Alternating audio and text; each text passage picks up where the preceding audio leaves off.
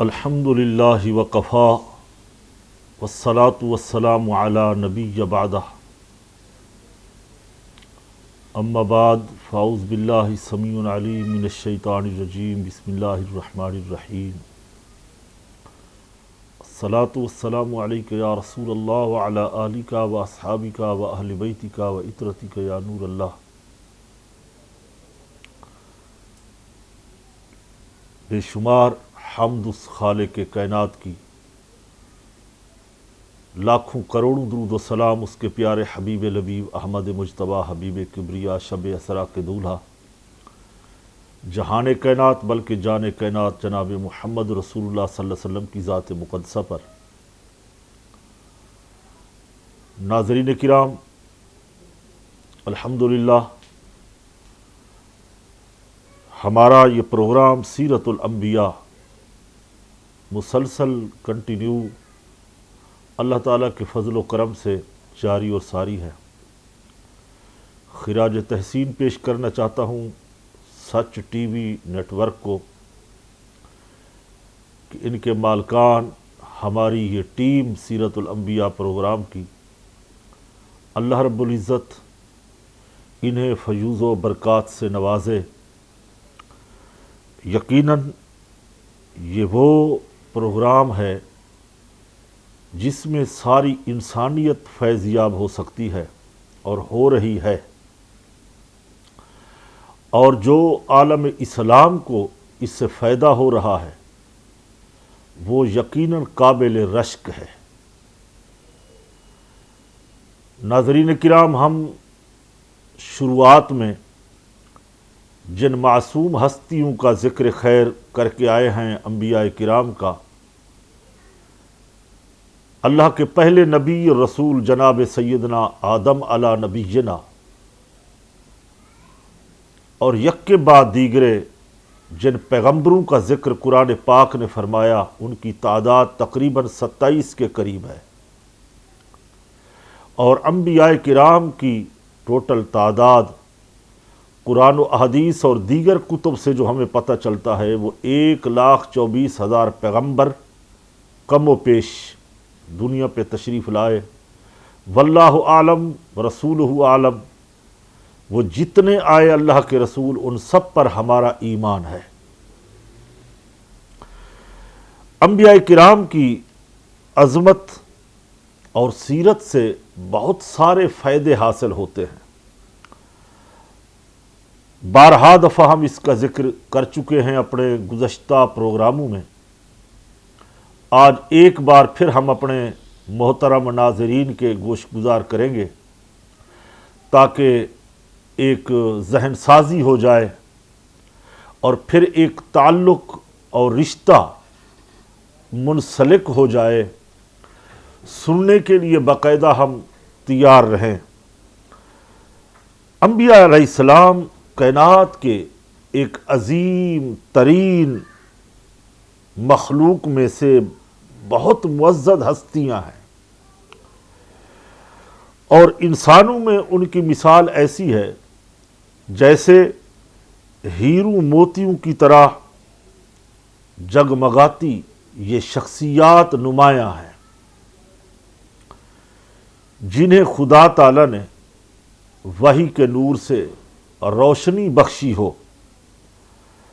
اور حکمتوں کے سرچشمے اور ان کے دلوں میں جاری فرمائے، اور سیرت و کردار کی اللہ رب العزت نے انبیاء کو وہ بلندیاں عطا فرمائیں کہ جن کی تابانی سے مخلوق کی آنکھیں خیرہ ہو جاتی ہیں۔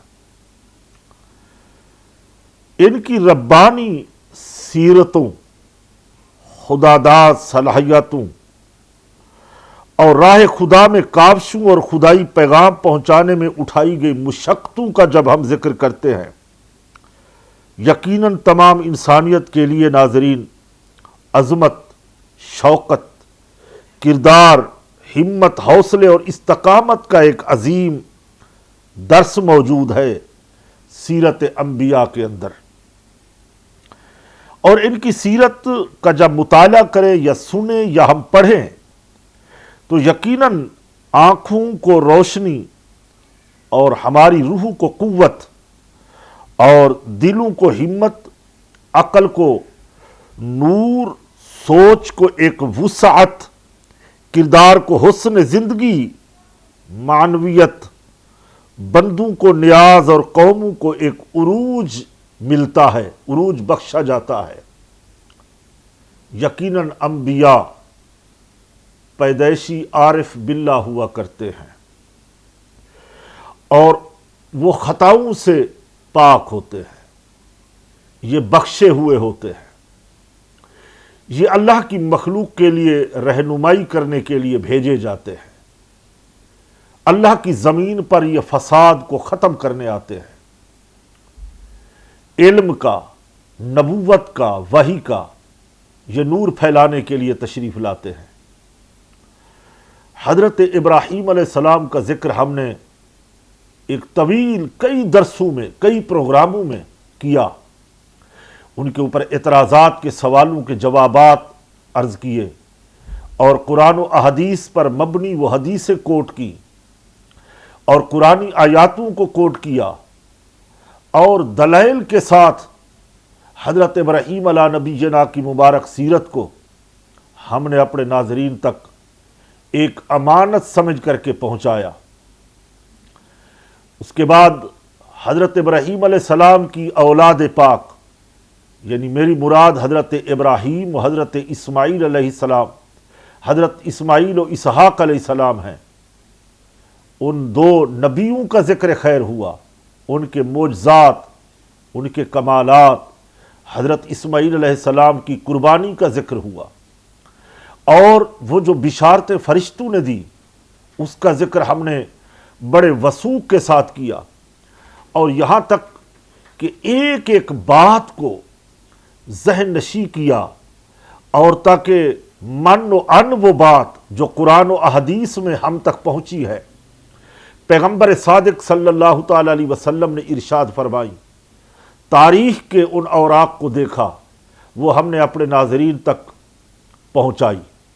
آج جس پیغمبر کا ذکر ہم کرنے آ رہے ہیں اور کر رہے ہیں، یقیناً اس پیغمبر کا نام حضرت سیدنا لوط علیہ السلام ہے۔ یقیناً یہ لفظ عربی تو نہیں ہے، ہم آگے چل کے عرض کریں گے، مگر اللہ کے پیغمبر کا نام ہے، ہم اس کا بھی جائزہ لیں گے، اس کے نام کے مطلب کیا ہے، معنی کیا ہے، اس کی وجہ تسمیہ کیا ہے کہ لوط کو لوط کہتے کیوں ہیں۔ بعض روایتوں میں، کتابوں میں نام کچھ اور تھے، محبت میں کسی بزرگ نے لقب دیا، بول دیا، وہ حقیقی نام چھپ گیا اور اسی لقب سے وہ مشہور ہو گئے۔ حضرت لوط علیہ السلام حضرت ابراہیم علیہ السلام کے بھائی ہیں، یعنی ایسے بھائی کہ چچا زاد بھائی، باران بن تارخ کے یہ فرزند تھے۔ ناظرین، ہم آگے انشاءاللہ یہ سارا ذکر کریں گے اپنے طریقے کے مطابق۔ ہم سب سے پہلے ان صورتوں کا جائزہ لیتے ہیں کہ جن صورتوں میں حضرت لوط علیہ السلام کا ذکر موجود ہے، تاکہ ہمارے ناظرین سنیں، محظوظ بھی ہوں اور انہیں علم کے خزانے بھی ہاتھ میں آئے۔ اگر وہ مطالعے کا شوق رکھتے ہیں، قرآن پاک کی وہ صورتوں کو دیکھیں اور اس میں وہ آ کے پڑھیں اور اس کا ترجمہ، اس کی تفسیر کھولیں، تو من و ان یہ واقعات اس کے اندر ان کو مل سکے۔ چنانچہ خلاصہ کلام یہ ہے کہ حضرت لوط علیہ السلام کے واقعات جو قرآنی مقامات پر پیش کیے گئے، اس میں متعدد صورتوں کے اندر تفصیلی ذکر موجود ہے، اور 8 صورتیں ہیں قرآن پاک کی جن کے اندر اللہ رب العزت نے حضرت لوط علیہ السلام کا ذکر فرمایا۔ ناظرین، یہاں وقت ہوا ہے ایک مختصر وقفے کا، انشاءاللہ ملتے ہیں ایک مختصر وقفے کے بعد۔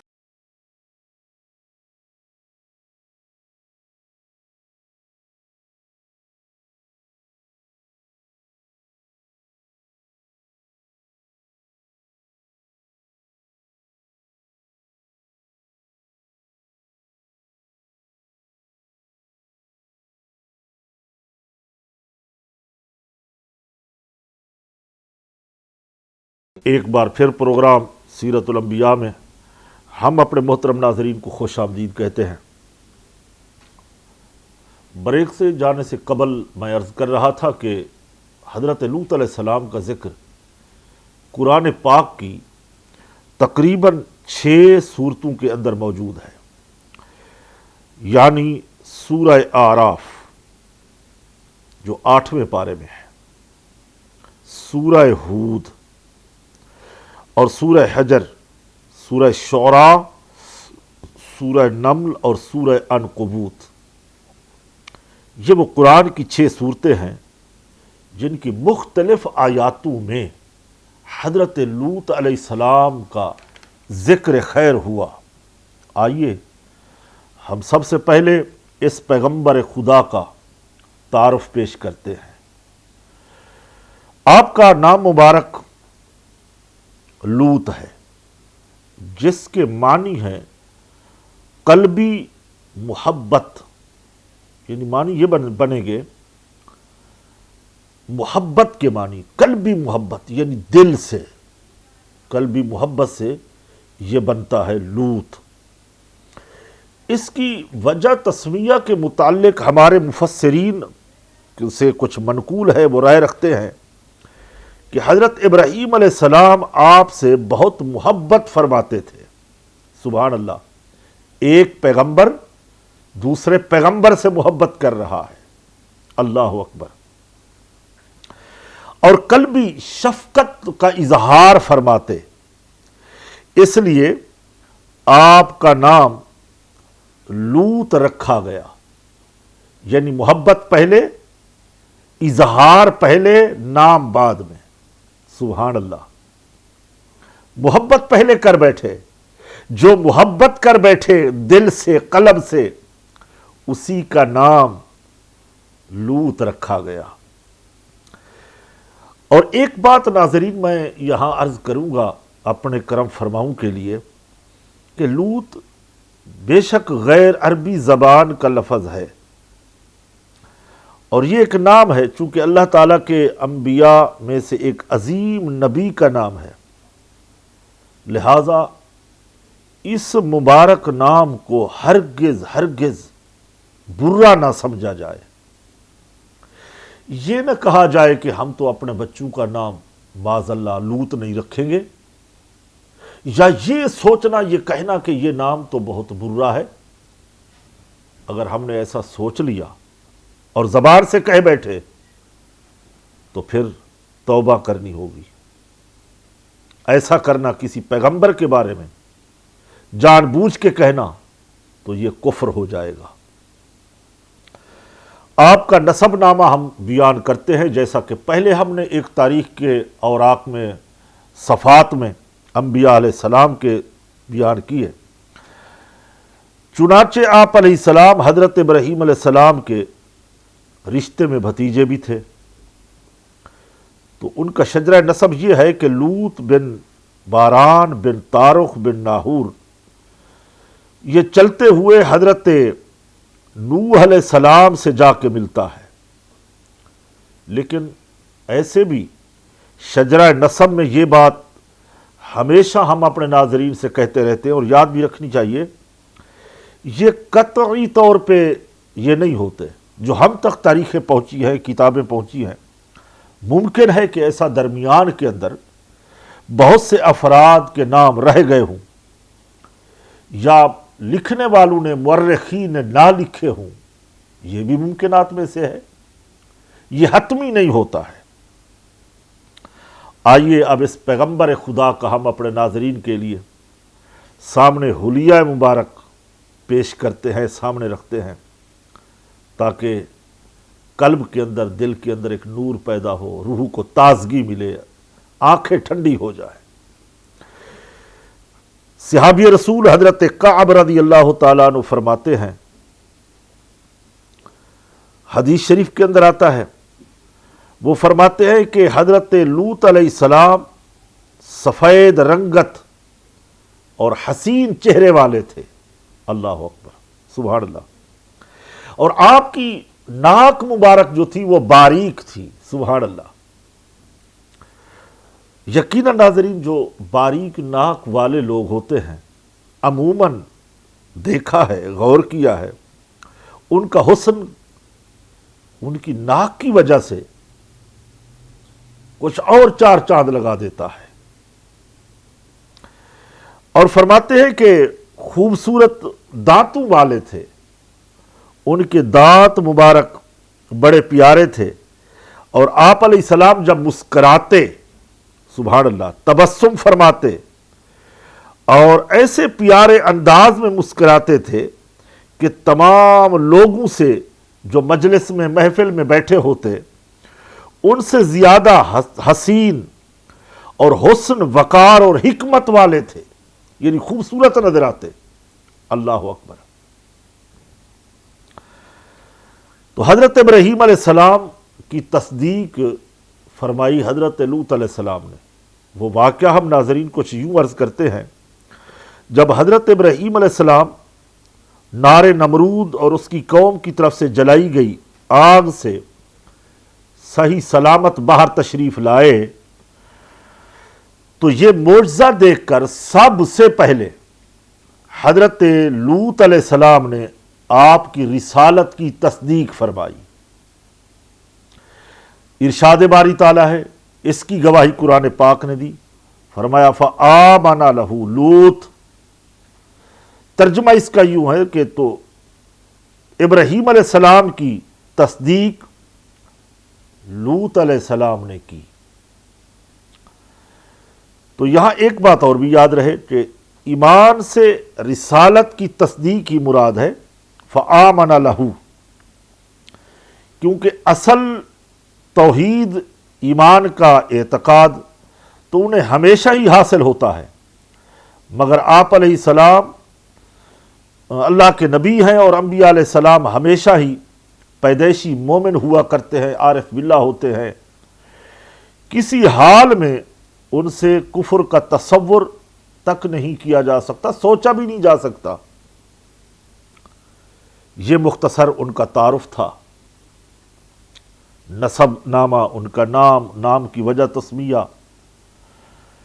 اب ہم اس ہجرت کا ذکر کرنے لگے ہیں کہ حضرت لوط علیہ السلام نے بھی ہجرت فرمائی، جیسا کہ اور انبیاء کرام نے ہجرت کی، ان کی بھی ہجرت مشہور ہے۔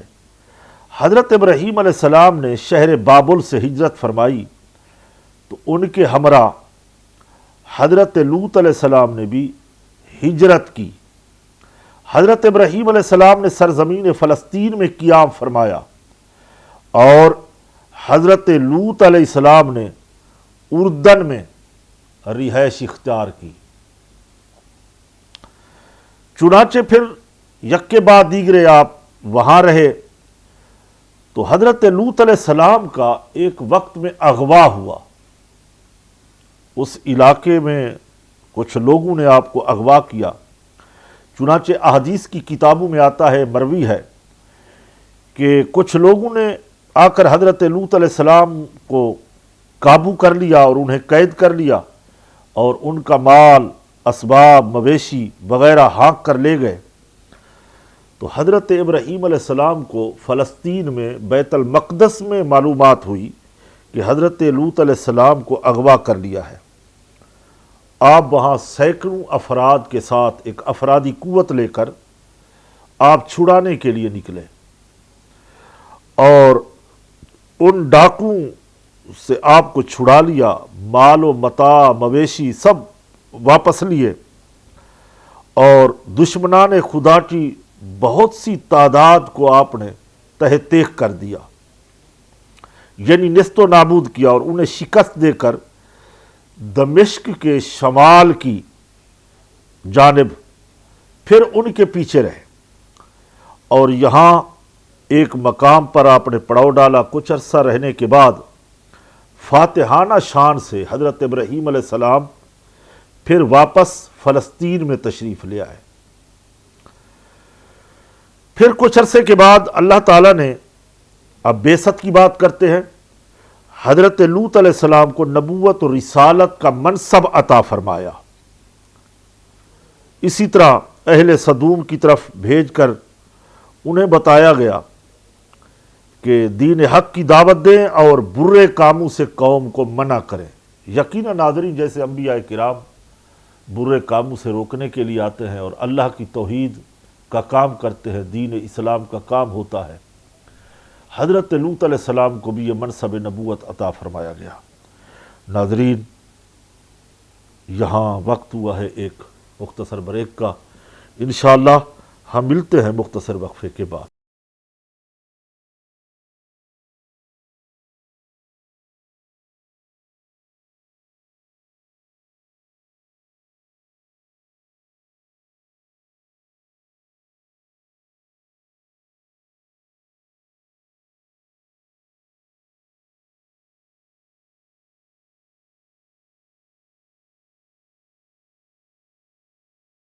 ایک بار پھر پروگرام سیرت الانبیاء میں ہم اپنے محترم ناظرین کو خوش آمدید کہتے ہیں۔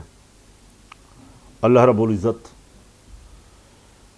یہ جو ذکر خیر ہو رہا ہے جس پیغمبر خدا کا، ان کی بعثت، ان کی ہجرت اور ان کا سارا یہ تعارف، اللہ رب العزت سعی کو، نیکی کو بارگاہ میں قبول فرمائے۔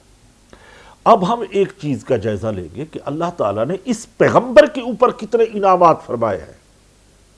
مثلا ذکر آتا ہے انعم اللہ علیہم من النبیین والصدیقین والشہداء والصالحین۔ اللہ تعالیٰ کے وہ انعام یافتہ لوگ انبیاء ہیں، شہداء ہیں، صالحین ہیں، یعنی اللہ نے نبیوں پر بہت سارے انعامات عطا فرمائے، انعامات کی بارش فرمائی۔ تو حضرت لوط علیہ السلام پر بھی بہت سارے انعامات فرمائے، جن میں سے 8 انعامات کا ذکر ہم قرآن و احادیث سے اخذ کریں گے اور اپنے ناظرین کی خدمت میں پیش کریں گے تاکہ ناظرین سنیں اور ان کے علم میں، عمل میں اضافہ ہو، انہیں برکتیں حاصل ہوں اور پھر عبادت میں، ریاضت میں انہیں یکسوئی حاصل ہو اور تزکیہ نفس میں انہیں آسانی حاصل ہو۔ حضرت ابراہیم علیہ السلام کے ساتھ آپ کو بھی نمرود اور اس کی قوم سے نجات عطا فرمائی گئی، یہ انعام ہے، اور انہیں برکت بھی دی گئی۔ سرزمین شام کی طرف انہیں روانہ کیا گیا۔ چنانچہ وہ 8 انعامات کا جو ذکر اللہ رب العزت فرماتے ہیں، پہلا انعام تو یہ ہے کہ جیسے حضرت ابراہیم علیہ السلام نے ہجرت کی تو اسی کے ساتھ حضرت لوط علیہ السلام بھی وہاں سے ہجرت کر گئے۔ دوسرا یہ ہے کہ اللہ تعالیٰ نے آپ علیہ السلام کو حکمت، نبوت اور بہترین قوت عطا فرمائی اور ایک فیصلہ کرنے سے نوازا، یعنی بڑے بڑے آپ فیصلے فرماتے، اور وہ یہ تھا، یہ شیان شان، یعنی ایسا علم عطا فرمایا کہ اللہ رب العزت فرماتے ہیں وَلُوطًا آتَيْنَاهُ حُكْمًا وَعِلْمًا، یہ قرآن پاک میں ہے، اور لوط کو ہم نے حکومت اور علم دیا یا حکمت اور علم دیا۔ بعض مفسرین کے کرام نزدیک یہ بھی بات ہے کہ مفسرین کرام فرماتے ہیں حکمن سے مراد حکمت ہے یا نبوت ہے، اور بعض کے نزدیک اس سے مراد حکومت بھی لیتے ہیں۔ بہرحال دونوں جائز ہوں گے۔ اگر حکومت والے معنی مراد لیے جائیں تو اس کا مطلب یہ ہے کہ لوگوں کے جو باہمی جھگڑے ہوتے، مسائل ہوتے، آپ ان کے حق کے مطابق فیصلہ فرماتے، تو یہ یقیناً حکومت ہے، یہ صلاحیت ہے۔ چوتھی اور پانچویں انعامات یہ ہیں کہ آپ علیہ السلام کو ہدایت عامہ و خاصہ کی نعمت سے نوازا گیا، ہدایت عامہ اور خاصہ، اس سے نوازا گیا، اور آپ کو نبوت عطا فرمائی گئی کہ تمام جہان کے بہترین افراد کے گروہ میں آپ علیہ السلام کو شامل کیا گیا۔ چنانچہ اللہ فرماتے وَإِسْمَاعِيلَ وَالْيَسْعَ وَيُونُسَ وَلُوطَ وَكُلًّا فَضَّلْنَا عَلَى الْعَالَمِينَ۔ دیکھیں لوط کا لفظ تو قرآن پاک نے بیان فرمایا، اس کا ترجمہ یہ ہے کہ اور اسماعیل اور یسع اور یونس اور لوط کو ہدایت دی اور ہم نے سب کو تمام جہان والوں پر انہیں فضیلت عطا فرمائی۔ اللہ اکبر۔ اور یہاں ایک بات قابل توجہ ہے ناظرین، انبیاء و مرسلین اپنے زمانے میں تمام لوگوں سے افضل ہوتے ہیں۔ میں یہ ہمیشہ بات اپنے ہر پروگرام میں سیرت الانبیاء میں کہتا رہا ہوں، جو نبی جس زمانے میں آیا وہ نبی تمام لوگوں میں سے افضل ہوتا ہے۔ پھر جنہیں نبوت اور رسالت جیسا عظیم منصب نہیں ملا، البتہ گروہ انبیاء میں بعض سے افضل ہوتے ہیں، جیسے حضرت لوط علیہ السلام، حضرت ابراہیم علیہ السلام کا زمانہ اگرچہ ایک ہی ہے، ایک ہی تھا، لیکن حضرت ابراہیم علیہ السلام ان سے یقیناً افضل تھے، یعنی لوط علیہ السلام سے حضرت ابراہیم علیہ السلام افضل تھے۔ یہ فیصلہ ہے جمہور علماء کا۔ ساتواں اور چھٹا انعام یہ ہے کہ اللہ تعالیٰ نے آپ علیہ السلام کو اپنی خاص رحمت میں داخل فرمایا اور خصوصی مقرب بندوں میں ان کا شمار فرمایا۔ آئیے اس کا جائزہ بھی ہم قرآن پاک سے لیتے ہیں۔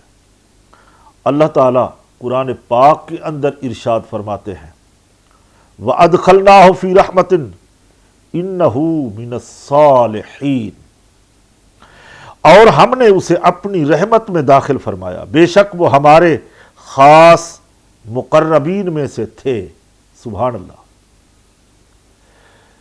کتنا بڑا کرم ہے، کتنا بڑا انعام ہے، کتنا بڑا اعزاز ہے۔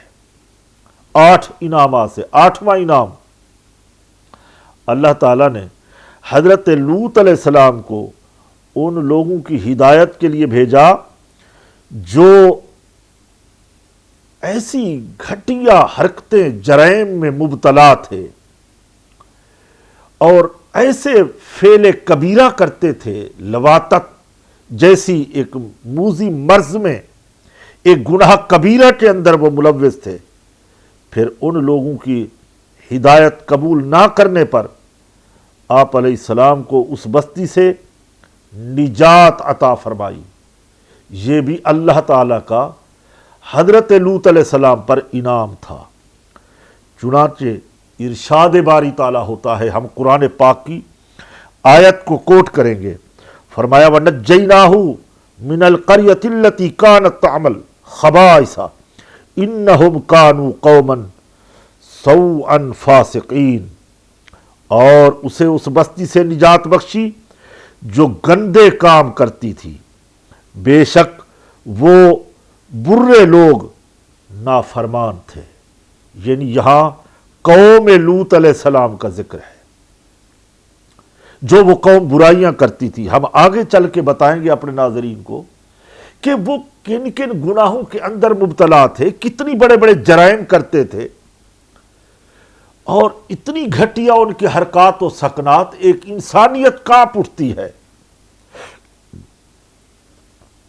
چنانچہ اللہ تعالیٰ نے حضرت لوط علیہ السلام کو گندے کام کرنے والوں کی بستی سے نجات دینے کو اپنے احسانات میں شمار فرمایا کہ ہم نے ان پر احسان کیا، اور اس سے معلوم ہوا کہ برے پڑوسی سے نجات مل جانا، ناظرین، یہ اللہ تعالیٰ کی بہت بڑی نعمت ہوتی ہے۔ اس لیے برے دوستوں سے دور رہنا چاہیے۔ صحبت صالح ترا صالح کند، صحبت طالح ترا طالح کند۔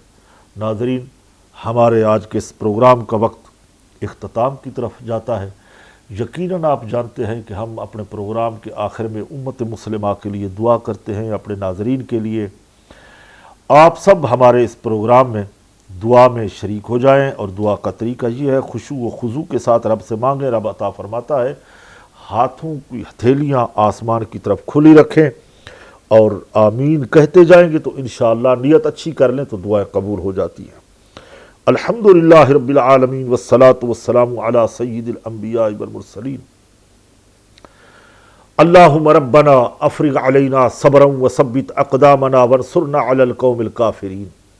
اے ساری کائنات کے معبود برحق، تو ہمارا سچا خدا ہے مولا، تیرا قرآن سچا، تیرے سارے نبی سچے، ہمارے آقا مولا جان رحمت جان عالم جناب محمد رسول اللہ صلی اللہ علیہ وسلم سچے رسول ہیں۔ پروردگار عالم، جو کچھ سنا بیان ہوا بارگاہ میں قبول فرما، ہمارے ناظرین کے نیک مقاصد میں کامیابی و کامرانی عطا فرما۔ اے اللہ عالم اسلام کی خیر فرما، ملک پاکستان کی حفاظت فرما، اندرونی بیرونی خطرات سے ہمارے ملک کو محفوظ فرما، مسلمانوں کی جان مال عزت ابرو کی حفاظت فرما۔ پروردگار عالم، ہمارے اس سچ ٹی وی کے مالکان کی خیر فرما اللہ، جو ان کی ظاہری باطنی پریشانیاں ہیں ان کو دور کر دے مولا۔ تو علیم بذات الصدور ہے مولا، ہم زبان سے ذکر نہیں کرتے، تو خوب جاننے والا ہے پروردگار، ظاہری باطنی پریشانیوں کو دور کر دے اللہ۔ ہمارے سچ ٹی وی کو دن دگنی رات چگنی ترقیاں عطا فرما، عروج عطا فرما، امت مسلمہ کا یہ رہنمائی، یہ اصلاح کے لیے کام کر رہے پروردگار عالم، ہمیں سچ بولنے کی، سچ سننے کی، سچ پہ کلام کرنے کی توفیق عطا فرما۔ ہمارے پروگرام سیرت الانبیاء میں ہماری جو ٹیم شامل ہوتی ہے اللہ انہیں برکتیں عطا فرما، ان کے گھر میں خیر و برکت عطا فرما، ان کی اولادوں کو نیک صالح بنا۔ پروردگار عالم، پاکستان کی سرحدوں کو مضبوط تر بنا دے۔ سبحان ربک رب العزت عما یصفون والسلام علی المرسلین والحمد للہ۔